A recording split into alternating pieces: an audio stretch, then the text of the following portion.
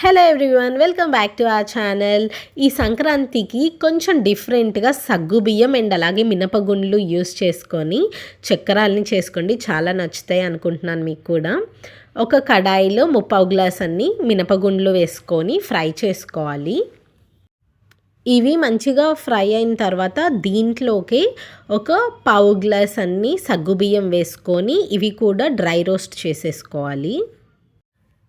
ఇలా బాగా dry roast అయిన వాటిని తీసి పక్కన పెట్టేసుకొని చల్లారనివ్వాలి.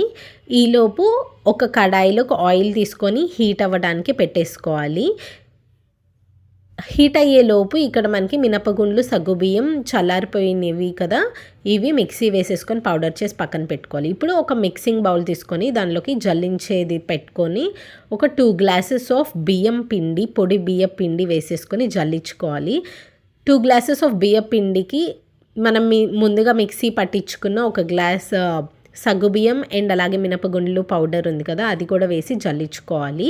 ఇప్పుడు దీంట్లోకి మనకి టేస్ట్కి సరిపడే అంత కారం, అలానే కొంచెం ఉప్పు, తెల్ల నువ్వులు, అలానే కొంచెం వాము ఇలా చూపిస్తున్నట్టు క్రష్ చేసి వేసుకోండి. అప్పుడు అరోమా రిలీజ్ అయ్యి టేస్ట్ చాలా బాగుంటుంది. ఆ ఫ్లేవర్ అనేది బాగా తెలుస్తుంది. ఇలా క్రష్ చేసుకొని వేసుకున్న తర్వాత కొంచెం వెన్నపూస కూడా వేసుకోండి. ఇక్కడ మేము హోమ్మేడ్ వెన్నపూస యూస్ చేసాము, లేదు అంటే బటర్ అయినా వేసేసుకోవచ్చు, ఏదైనా పర్లేదు. ఇలా బాగా మిక్స్ చేసిన తర్వాత ఇలా చూపిస్తున్నట్టు ఇట్లా మిక్స్ చేసుకోవాలి. ఇప్పుడు కొంచెం వాటర్ వేసుకుంటూ దీన్ని బాగా తడుపుకోవాలి. మరీ ఎక్కువ లూజ్గా చేయకండి, ఆయిల్ ఎక్కువ పీలుస్తుంది. అట్లానే మరీ గట్టిగా కలుపుకుంటే మనకి చక్రాల గిద్దలో నుంచి దిగదన్నమాట.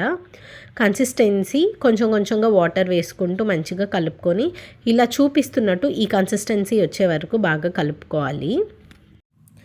ఇలా మంచిగా కలుపుకున్న పిండిని పైన ఒక తడి క్లాత్ వేసి కప్పుకుంటే మనకి తడి అనేది ఆరిపోకుండా, పిండి ఎండిపోకుండా ఉంటుంది.